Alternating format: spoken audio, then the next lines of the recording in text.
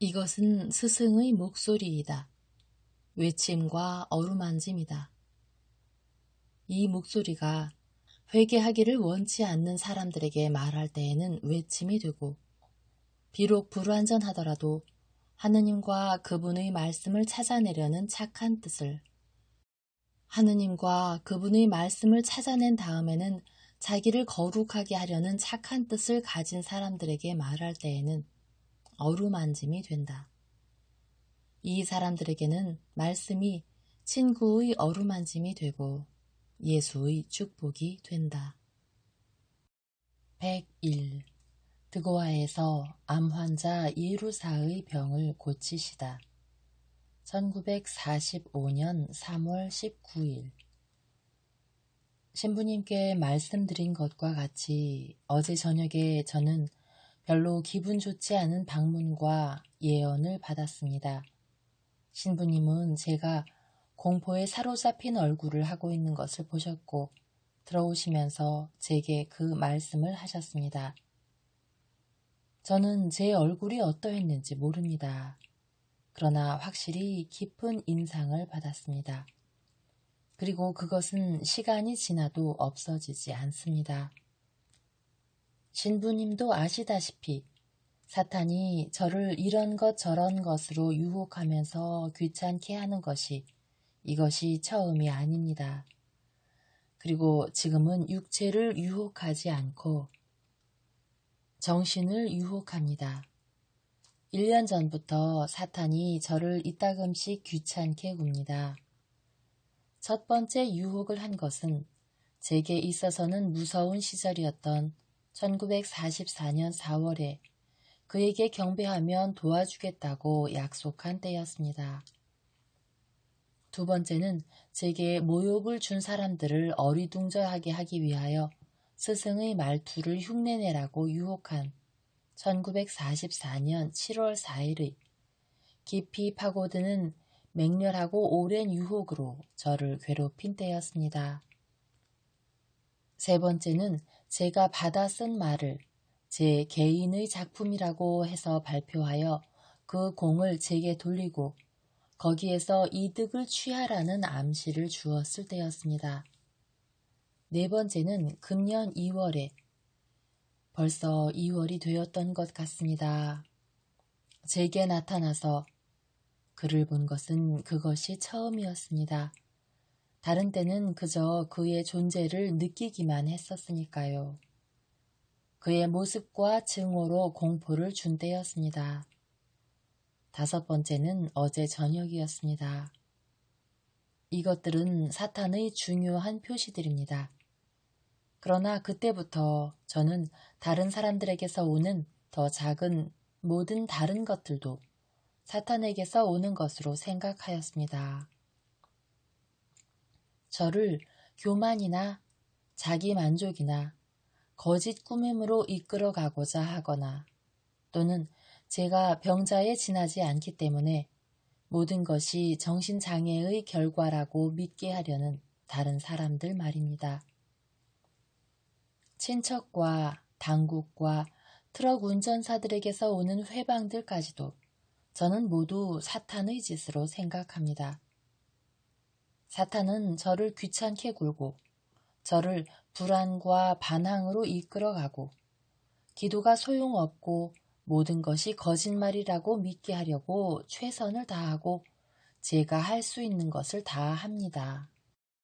그러나 솔직히 말씀드려서 어제는 그가 저를 몹시 불안하게 했습니다. 제가 속았고 거기 대해 하느님과 사람들 앞에 책임을 져야 한다는 공포가 제 마음속에 생기게 한 것이 이것이 첫 번째가 아닙니다. 여기에 제 두려움이 있다는 것을 신부님도 아시지요. 예수님과 신부님은 항상 제 용기를 북돋아 주시지만 그 공포는 항상 되살아납니다. 그렇지만 그 생각들은 사탄이 불러일으키기는 해도 제게서 오는 제 생각이었습니다. 그런데 어제 저녁에는 분명하고 직접적인 위협이었습니다.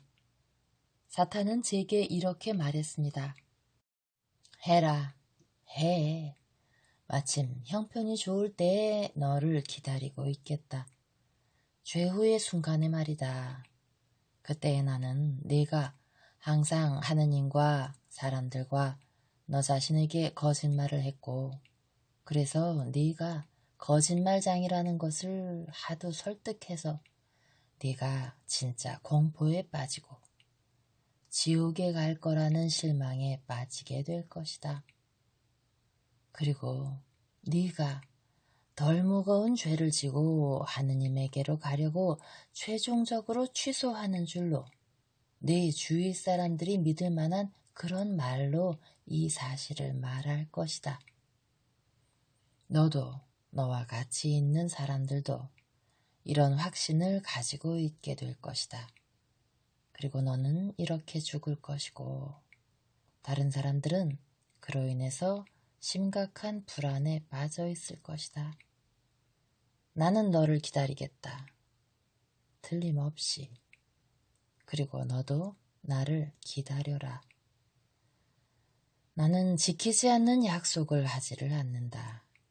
지금은 네가 나를 지나치게 초조하게 만든다. 그러나 그때에는 내가 너를 초조하게 만들겠다.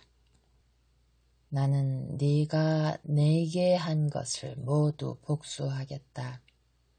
나만이 할 줄 아는 방식으로 원수를 갚겠단 말이다. 이렇게 말하고는 저를 몹시 기분 나쁘게 해놓고 가버렸습니다. 그런 다음 다정스러운 성모님이 오셨습니다. 흰 옷을 입으신 다정스럽고 애정이 넘치는 성모님이 오셔서 제게 미소를 보내시고 쓰다듬어 주셨습니다. 제 예수님도 더할 수 없이 명랑한 미소를 보내셨습니다. 그러나 그분들이 떠나시자마자 다시 의기소침에 빠졌습니다. 그리고 지금까지 계속됩니다. 이 생각이 이렇게 강하게 제게 올 때에는 저는 이렇게 말하고 싶은 것을 느낍니다. 어떤 압력이 있더라도 다시는 한마디도 쓰지 않겠다 하고 그러나 다음에는 곰곰이 생각하고 혼자 이런 말을 합니다. 바로 이것이 사탄이 바라는 것이다. 그리고는 이 암시를 물리쳐버립니다.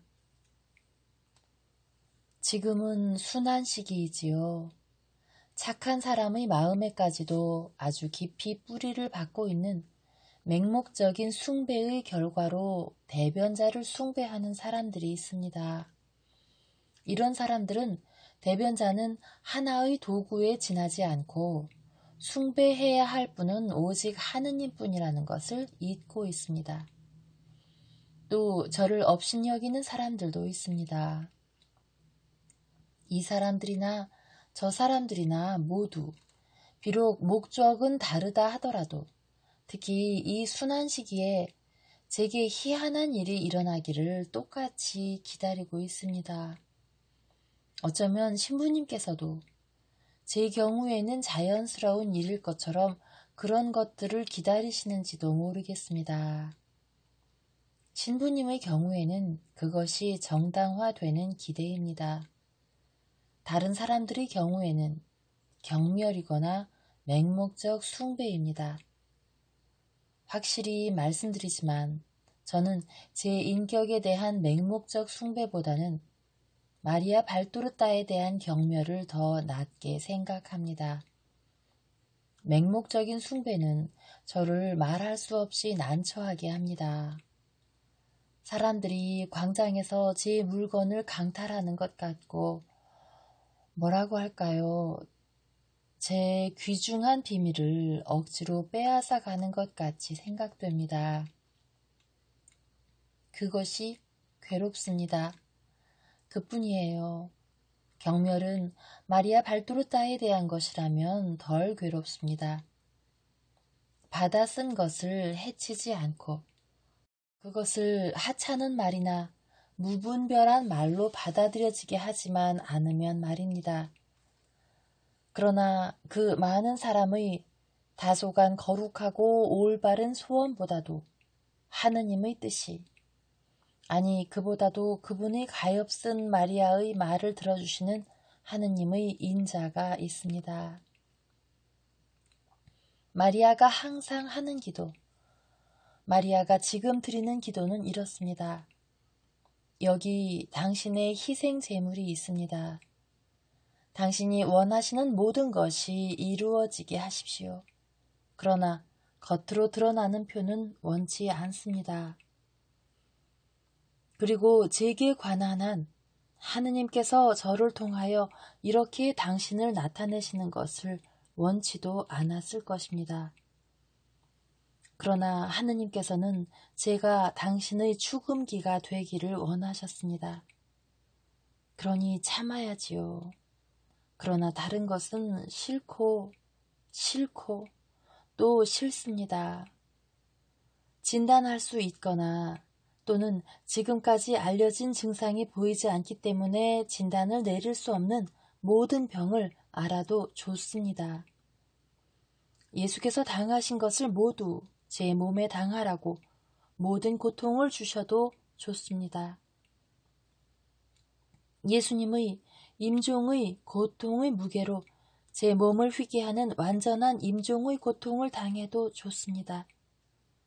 그러나 그것이 다만 하느님과 저를 지도하시는 신부님과 제게만 알려지기를 바랍니다. 이것으로 충분합니다. 그러나 이 순환 시기에 제가 물질적으로 순환의 고통을 당하지 않는다고 해서 저를 맹목적으로 숭배하는 사람들이나 저를 업신여기는 사람들이 실망한다면 분명히 말씀드리지만 저는 제 순환의 고통을 겪습니다. 더 심해진 육체적 고통을 겪습니다.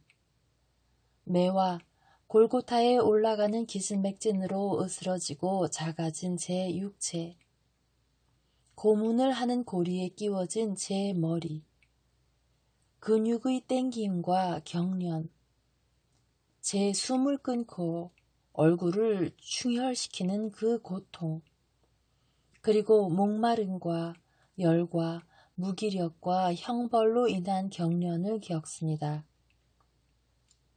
그러나 이것은 제 순환이 아니고 제게는 여전히 제 겟세마니입니다. 환상과 공포를 동반하고 다가오는 밤, 미래와 하느님에 대한 두려움과 공포, 그리고 영원한 사랑은 곁에 안 계신데 증오가 곁에 있는 것, 이런 것들이야말로 목마르게 하고 열이 나게 하고 피눈물을 흘리게 하고 저를 기진맥진하게 하고 저를 무찌르는 것입니다. 분명히 말씀드리지만 이것은 작년에 하느님께서 저를 혼자 내버려 두셨을 때 지낸 시간만큼이나 강력한 것입니다. 그리고 그보다 더 심하다고까지 말씀드릴 수 있습니다. 하느님께서 제 안에 계신데도 불구하고 제가 고통을 당하기 때문입니다. 설명을 잘 드렸다고 생각합니다만 어떤 고통들은 설명하기가 아주 어렵습니다. 그리고 그것들이 실제로 드러나지 않기 때문에 영적인 아버지에게나 맹목적 숭배자들에게나 호기심 많은 사람들, 즉 그 현상에 흥미를 느끼거나 그것을 업신여기는 사람들에게는 한층 더 이해가 되지 않습니다. 이 마지막 세 가지 부류의 사람들은 우리가 겪는 것을 1시간 동안 겪어보아야 할 것입니다. 그리고 아마 우리를 부러워할지도 모르는 맹목적 숭배자들도 아니 그건 안 됩니다. 그들은 겪어보지 않는 것이 낫습니다. 맹목적인 숭배자들은 그런 1시간에 대한 공포로 어디론가 빠져나가려고 할 것입니다.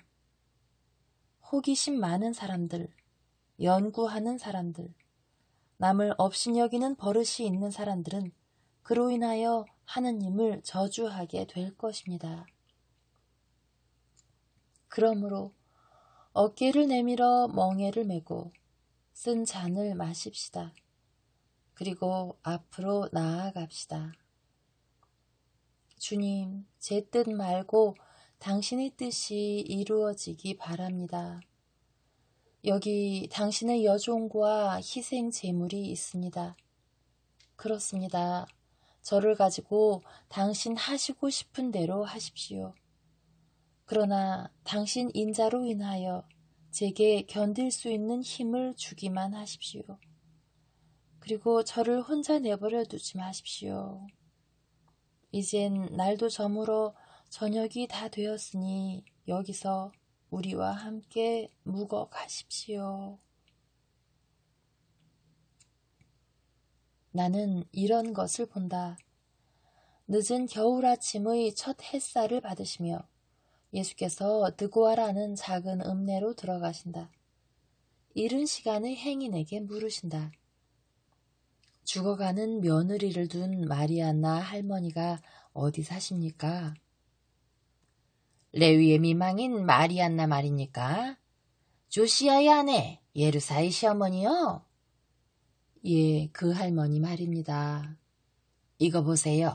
이 거리 끝에 광장이 하나 있고 모퉁이에는 샘이 있는데 거기서 길이 세 갈래가 됩니다. 가운데 종려나무가 있는 길로 들어서서 100걸음가량 더 가세요. 그러면 도랑이 있을 텐데 그 도랑을 따라 나무다리 있는 데까지 가시오.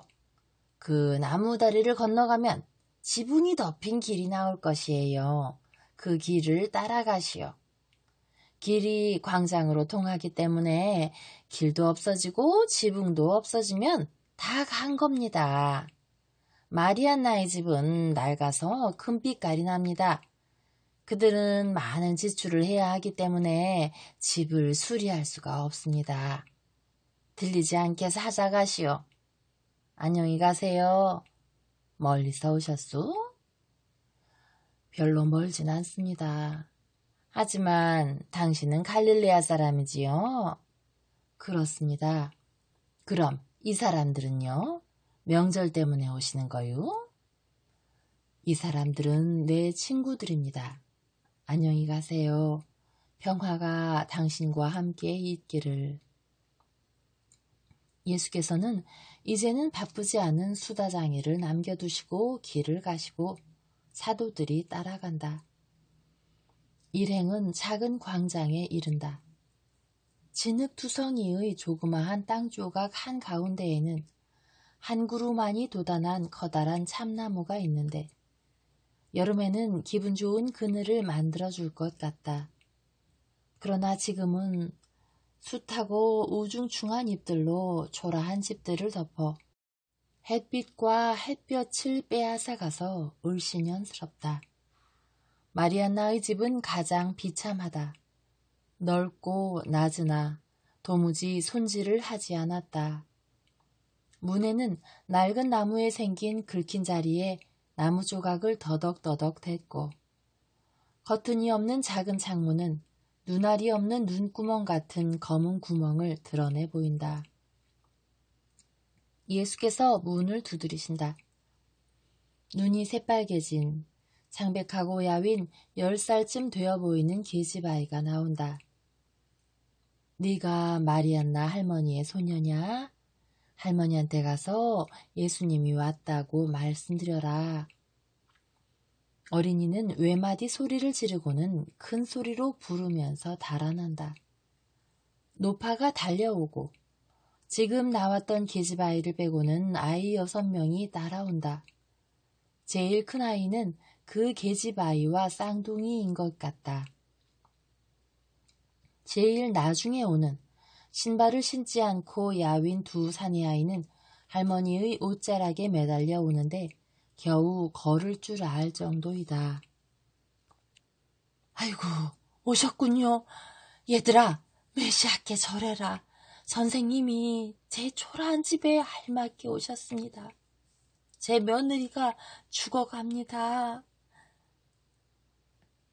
얘들아, 너희들 엄마가 너희 우는 소리를 듣지 않게 울지 말아라. 가엾은 것들. 계집아이들은 밤을 새워서 기진맥진했습니다. 제가 모든 일을 해야 되는데 저는 이제는 밤을 새울 수가 없고 졸려서 땅에 넘어집니다. 저는 침대에 누워보지 못한 것이 여러 달째 됩니다. 지금은 며느리의 곁에서 의자에 앉아 잡니다. 그리고 어린 것들도 그렇고요. 그렇지만 계집아이들은 어려서 그것을 괴로워합니다. 사내 아이들은 뗄나무를 하러 갑니다. 그 애들은 빵을 사려고 뗄나무를 팔기도 합니다. 이 가엾은 것들이 이제는 기진맥진했습니다. 그러나 저희를 말려 죽이는 것은 필요가 아니라 저 사람이 죽어가는 것을 보는 일입니다. 울지들 말아라. 예수님이 오셨는데. 그래, 울지들 말아라. 엄마의 병이 낫고 아빠가 돌아올 거다. 너희들은 이제 그렇게 비용을 많이 쓰지 않아도 되고 그렇게 몹시 배고프지도 않을 것이다. 이 애들이 막내들입니까? 그렇습니다, 주님. 저 약한 애미가 3번이나 쌍둥이를 낳았습니다. 그래서 젖가슴이 병이 들었습니다. 어떤 사람들은 너무 많고 어떤 사람들은 아무것도 없네. 하며 베드로가 수염 속으로 중얼거린다. 그런 다음 어린아이 하나를 안고 울음을 그치게 하느라고 사과 하나를 준다. 다른 어린 것도 달라고 하니 베드로는 그도 만족시킨다. 예수께서는 노파를 따라 안마당을 지나신 다음 또 다른 마당을 지나 층계로 해서 여자가 신음하고 있는 방으로 들어가신다. 여자는 아직 젊지만 몹시 야위었다. 예루사야, 메시아가 오셨다.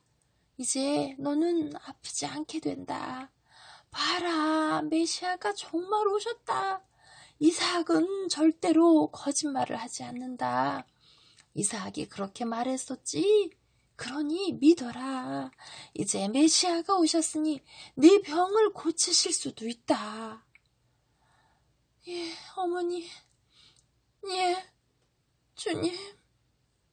그렇지만 만일 제 병을 고치실 수 없으면 적어도 죽게라도 해주십시오. 제 가슴 속에는 뜨거운 것들이 있습니다. 제 아이들에게 달콤한 젖을 주었는데 그 애들의 입이 제게 불과 쓴맛을 갖다 주었습니다. 주님, 저는 너무나 아픕니다. 저 때문에 비용도 많이 들고요. 제 남편은 생활비를 벌려고 멀리 가서 일합니다. 늙으신 어머님은 기진맥진하십니다. 그리고 저는 죽어가고요.